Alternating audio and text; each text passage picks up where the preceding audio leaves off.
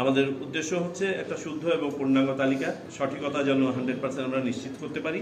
এই বাদ পড়া ভোটাররা ছাড়াও আমরা 2025 সালে যারা ভোটার হবেন, অর্থাৎ 2026 সালের 1 জানুয়ারি পর্যন্ত যারা ভোটার হবেন তাদের তথ্য আমরা বাড়ি বাড়ি গিয়ে সংগ্রহ করব। 2 মার্চ পর্যন্ত আমাদের এই কার্যক্রমটা সম্পন্ন করতে হবে। আমাদের হাতে 17 লক্ষ ডেটা আছে। দ্বিতীয় আলোচনার বিষয়বস্তু ছিল ভোটার তালিকা হালনাগাদ করা। আমরা যে সিদ্ধান্তগুলো নিয়েছি আপনারা সবাই জানেন যে প্রতি বছরের 1 জানুয়ারি অনুযায়ী একটা ভোটার তালিকা হালনাগাদ হয়ে থাকে। আমাদের এবারের এ পর্যন্ত প্রাপ্ত তথ্য অনুযায়ী আমাদের হাতে 17 লক্ষ ডেটা আমাদের হাতে আছে, যেটা 1 জানুয়ারি 2025-এ আমরা সন্নিবেশ করব এবং তারা নতুন ভোটার হিসেবে তালিকাভুক্ত হবে।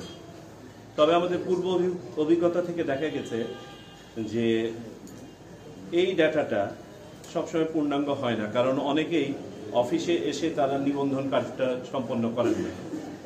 এবং আমরা একটা স্ট্যাটিস্টিক্যাল ফোরকাস্টে দেখতে পাই যে আনুমানিক 45 লক্ষ হতে পারত এই সংখ্যাটা। আমাদের হাতে যে 17 লক্ষ আছে, এই 17 লক্ষের মধ্যে 13 লক্ষর ডাটা 2022 সালে আমরা সংগ্রহ করেছিলাম, আর মাত্র 4 লক্ষ আমাদের বিভিন্ন অফিসে এসে এই বছরে নিবন্ধন করেছে। অর্থাৎ আমরা দেখতে পাচ্ছি 27 থেকে 28 লক্ষ ভোটার, আমাদের ধারণা এটা কম বেশি হতে পারে, যারা নিবন্ধিত হন নাই কিন্তু এলিজিবল। এই বাস্তবতায় আমরা সিদ্ধান্ত নিয়েছি যে আমাদের এই বছরের হালনাগাদ যে প্রক্রিয়া, সেই প্রক্রিয়াটা সম্পন্ন হয়ে যাবে। আপনারা জানেন যে 1 জানুয়ারিতে যে ডাটাটা হয়, সেই ডাটাটা 2 জানুয়ারি থেকে শুরু করে 2 মার্চ পর্যন্ত আমরা বিভিন্ন শুনানি ইত্যাদি সম্পন্ন করে 2 মার্চের খসড়া প্রণয়ন করি।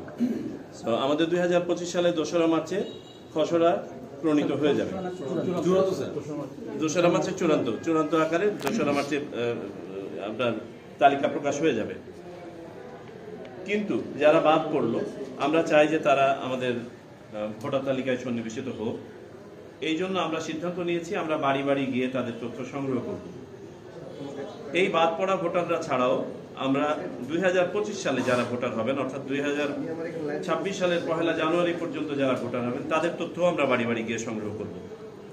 এতে করে আমাদের যে অ্যাডভান্টেজটা আমরা পাবো বলে মনে করছি, যে আমাদের ভোটার তালিকাটাকে আমরা একটু চেক করে নিতে পারবো। আপনারা জানেন যারা মারা যান তাদেরকে একটা ফর্মের মধ্যে না হওয়া পর্যন্ত, এন্ডোর্স না হওয়া পর্যন্ত তাদেরকে বাদ দেওয়া যায় না।